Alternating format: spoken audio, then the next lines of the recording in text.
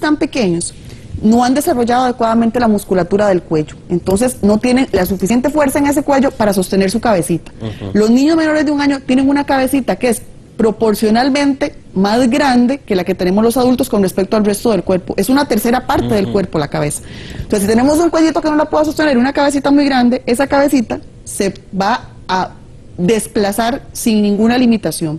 ¿Qué pasa? La gran mayoría de las colisiones son frontales. Si el niño va viendo hacia adelante y nos colisionan por el frente, la cabecita de ese niño se va a desplazar hacia adelante y hacia atrás. Eso se llama el efecto latigazo, pero en esos niños sin control del cuello y con esa cabeza tan grande va a producir una lesión de la columna, de la médula, que es lo que conecta el cerebro con el resto del cuerpo, la parte. Produce una lesión mortal. Por eso no deben ir viendo para adelante. Al colocarlos viendo para atrás, ese efecto del desplazamiento de la cabeza en una colisión frontal, que son la mayoría, se minimiza. Por eso no deben ir viendo hacia adelante. Cuando les damos vuelta, ya van viendo hacia adelante. Cuando tengan 1 año y 10 kilos. Las dos cosas. Si tiene 10 kilos, si tiene 8 meses, no, va viendo para arriba. Si tiene 1 año y 5 meses y pesa 5 kilos, qué pena, sigue viendo para atrás. Tiene que tener las dos características, 1 año o más y 10 kilos de peso. Hay una pregunta que tengo acá, doctora, y es que lamentablemente yo creo que todos los ticos sabemos lo que significa un alto. Algunos parece que se les olvida. Sí, a eso voy. Todos sabemos que las 2 rayas amarillas significa no hay que rayar. Todos sabemos cómo se entra en una rotonda. O sea, yo recuerdo que desde que yo estaba en la escuela eso se lo enseñaban a uno, eso estaba muy claro, incluso lo llevaban a uno en un carrito a una vueltita aquí en la sabana, no sé si todavía estará. Todavía no lo hacen, eso ha cambiado y es parte de lo que hay que cambiar. Ok, pero hacia eso voy. O sea, educar es diferente a decirle a la gente para qué sirven las señales de tránsito. Entonces me pregunto si realmente es un tema de educación. Es un tema de educación. Yo creo que eso ya se perdió en las escuelas, en la mayoría de las escuelas no dan educación, ninguna educación vial, es algo que debe cambiar. Y yo creo que la forma en la que estamos despachando conductores a la calle está un poco por la libre. En el sentido, ¿cuál sentido? Que es llevar, le dan a usted un folletito, usted se lee el folletito que habla solo de que la doble línea es esto, y va más allá. Yo creo que debe haber un curso de concientización para los nuevos conductores de que vean, o sea, vean lo que pasa si ustedes irrespetan lo que dice este libro, o sea, vean lo que pasa si usted respeta una señal de alto, vean lo que le cuesta a una familia, vean lo que le cuesta, o sea, debe ir más allá, no solo de un examen tan sencillo como de ir a marcar con X, debe haber un proceso más de concientización y debemos ser más estrictos en los conductores que estamos tirando a la calle. Y porque en realidad es un curso bastante... Es un curso bastante light. Sí. La verdad. Muy ligero. Demasiado. O sea, realmente es un folletito que es muy técnico, pero no le podemos quitar la parte de conciencia, la parte de responsabilidad. Yo creo que eso debe cambiar. Esa es una política de Estado y obviamente hace falta.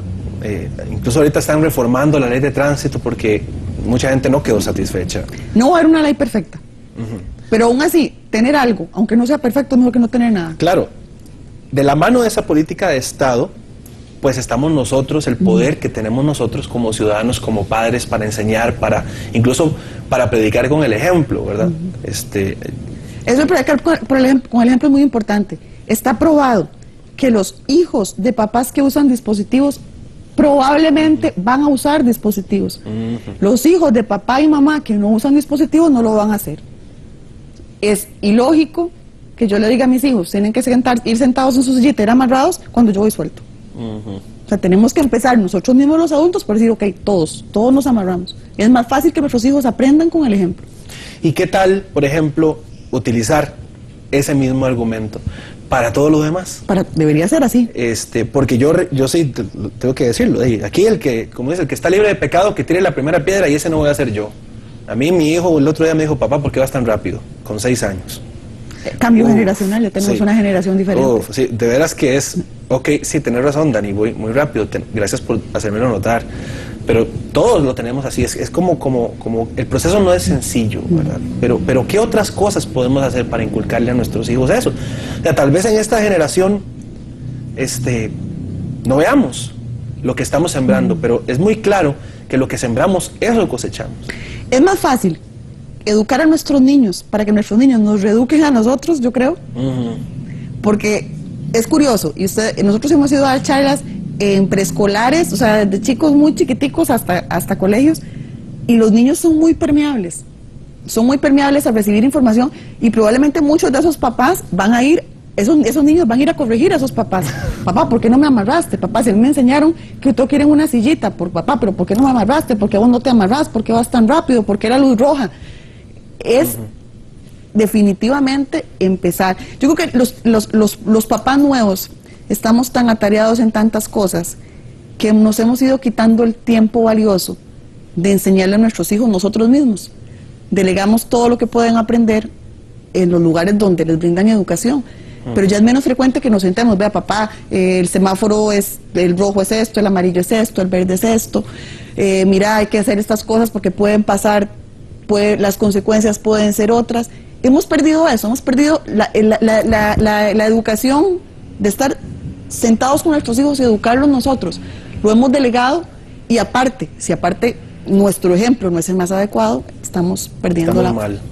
Vamos a hacer una recapitulación de algunos de los puntos más importantes, doctora, que he apuntado acá durante la entrevista. Como siempre le digo a mis invitados, si se me olvida uno, por favor, siéntase en libertad de interrumpirme.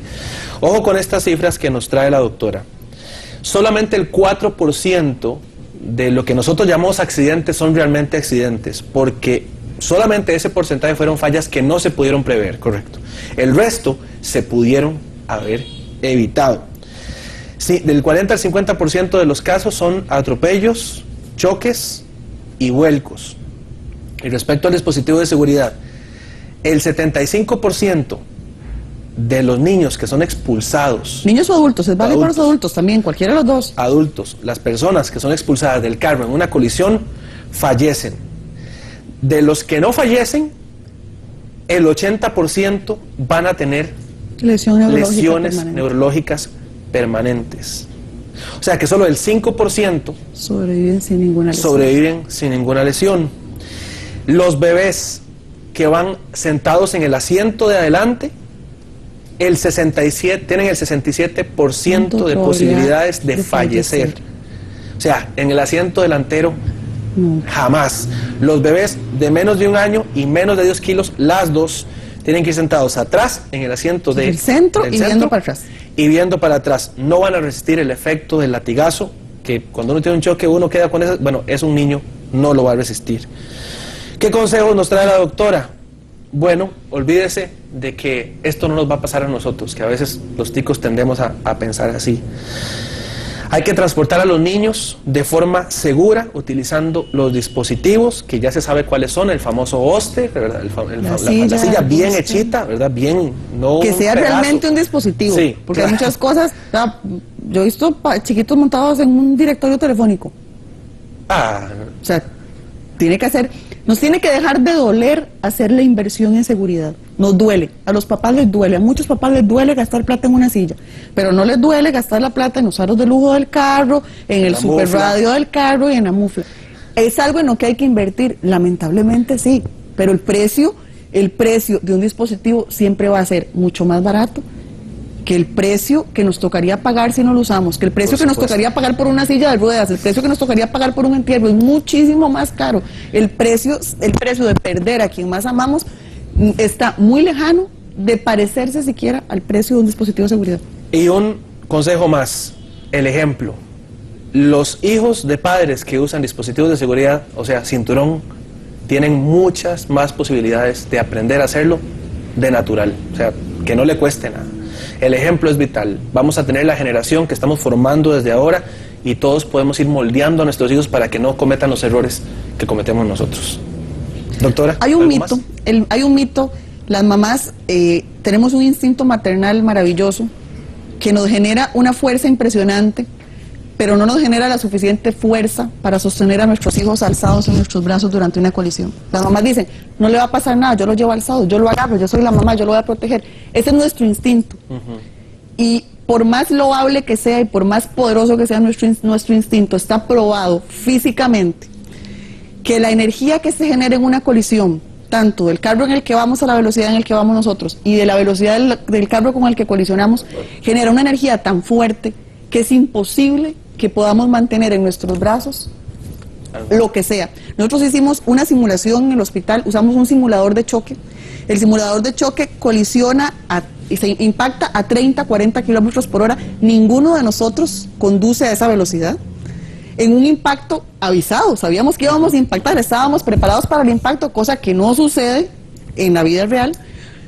Montamos a un hombre grande de 1,80 m, 90 kilos, súper fornido, con una sandía de 3 kilos, que es lo que pesa un bebé recién nacido, más o menos. A esa velocidad, con un impacto avisado, esa sandía quedó expelida a 3 metros del sitio del impacto. Imagínense lo que pasa con un bebé, pasa lo mismo o más. Por más fuerza que tengamos, por más grandes, por más fornidos, por más instinto maternal, no vamos a poder mantener a nuestros hijos en nuestros brazos y se van a convertir en proyectiles que van a salir volando de los vehículos. Y con ese mensaje suyo, eliminando un mito, llegamos al final de esta entrevista. Doctora, siempre es un placer tenerla acá. Muchísimas gracias por la invitación. Por haber... parte del cuerpo, la cabeza. Entonces, si tenemos un cuellito que no la pueda sostener, una cabecita muy grande, esa cabecita se va a desplazar sin ninguna limitación. ¿Qué pasa? La gran mayoría de las colisiones son frontales. Si el niño va viendo hacia adelante y nos colisionan por el frente, la cabecita de ese niño les damos vuelta, ya van viendo hacia adelante. Cuando tengan 1 año y 10 kilos. Las dos cosas. Si tiene 10 kilos, si tiene 8 meses, no, va viendo para arriba. Si tiene 1 año y 5 meses y pesa 5 kilos, qué pena, sigue viendo para atrás. Tiene que tener las dos. Tan pequeños, no han desarrollado adecuadamente la musculatura del cuello. Entonces no tienen la suficiente fuerza en ese cuello para sostener su cabecita. Los niños menores de 1 año tienen una cabecita que es proporcionalmente más grande que la que tenemos los adultos con respecto al resto del cuerpo. Es una tercera parte. Wow. Produce una lesión mortal. Por eso no deben ir viendo para adelante. Al colocarlos viendo para atrás, ese efecto del desplazamiento de la cabeza en una colisión frontal, que son la mayoría, se minimiza. Por eso no deben ir viendo hacia adelante. Cuando el niño se va a desplazar hacia adelante y hacia atrás. Eso se llama el efecto latigazo, pero en esos niños sin control del cuello y con esa cabeza tan grande va a producir una lesión de la columna, de la médula, que es lo que conecta el cerebro con el resto del cuerpo.